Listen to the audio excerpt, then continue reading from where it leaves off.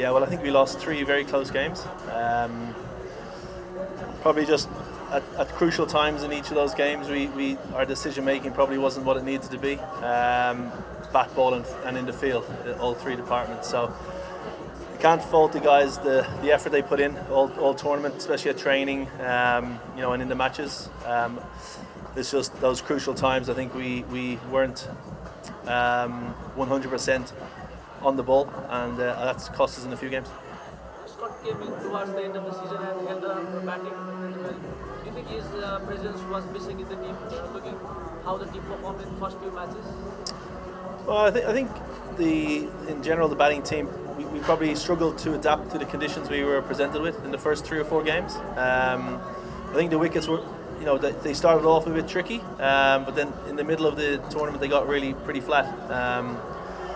I think we struggled to adapt, or we didn't adapt quick enough. Obviously bringing someone like Scott in, who's played here a lot for Holland, plays spin exceptionally well.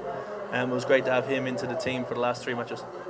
Captain missed the pre-season, the training sessions you had earlier this season, and he went wicketless for first few matches. Do you think his performance was the key that the team couldn't get the win in the first few matches? No, I don't think we can blame it on one bowler. Or obviously yes, I think if you ask the skip, he'll be honest and say he probably wasn't at his best in the first couple of games. But hopefully he's learned that, and for next season, he'll come in ready to go. He was a little bit unlucky. I think he had a lot of edges go past the keeper and inside edges past the stumps, and shots falling short of the fielders. And sometimes when you're in that position as a team or as an individual, the luck doesn't go your way.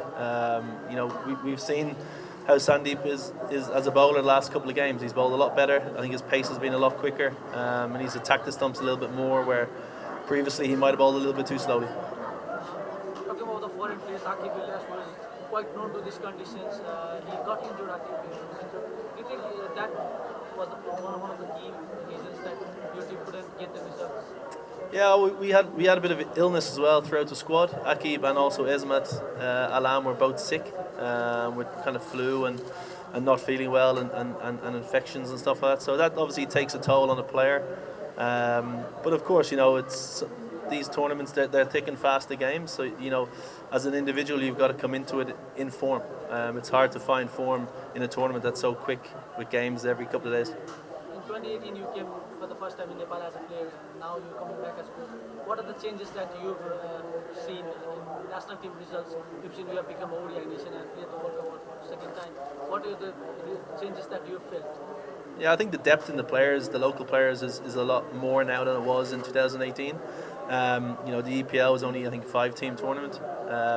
Here you've got 8 teams. So, and I think that's a huge credit to all the local provinces who continue to develop the younger players. I think tournaments like this and being able to experience playing in front of huge crowds, and also playing with and against some very, very good overseas players, is going to make the local players a lot better. And I think that stands hugely positive for Nepal cricket going forward, and also for the Nepal Premier League.